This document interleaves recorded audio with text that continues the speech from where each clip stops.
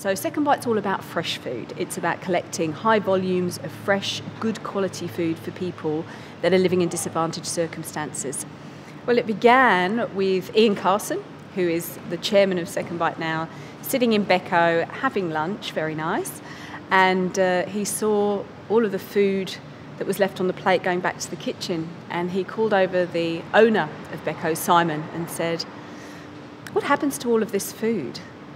And Simon said, "Well, we throw it away." And he said, "Do you have a lot of waste?" And he said, "Well, there is a fair amount some weeks, yes." And he said, "If I could find somewhere to take this food, would you have it redistributed? Would you let us take it somewhere?" And Simon said, "Well, I'll look into that, and if that's possible, yes." So that's where the idea was born from.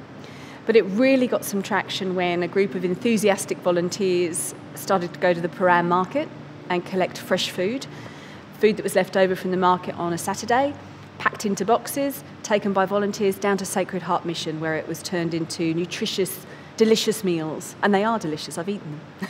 So where it's gone from is, me and a desk and some enthusiastic volunteers to a national organisation that moves 150 tonnes of fresh food every month, which is actually enough for 300,000 meals. And we have a fleet of 10 vans, we have 28 employees, and we have 550 active volunteers that help us, without whom we could not run. You don't have to be a rocket scientist to work out that there's this fantastic quantity of good quality fresh food that's going in the bin. And we've got 1.2 million Australians that regularly run out of food every single year and do not have enough money to buy more. That, we believe, is a huge underestimation as well. So $5.2 billion worth of food going in the bin, 1.2 million people hungry.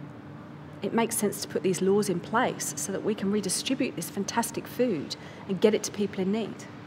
So we facilitate a collection from a food donor to the community food agency. We put that all in place for them and make all of the right checks so that they never get given food that isn't good quality and isn't fresh. But by the same token, we know that that food will never be sold on. It is going directly to some of the most disadvantaged people in the country.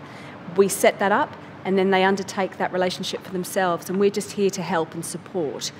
And I love that model because it's dignified, it's sustainable, it enables the community to help itself as opposed to us giving handouts. I think you can do so much with leftover ingredients by putting them into some tasty stock, adding in some fresh herbs and putting in your leftover veggies, for example.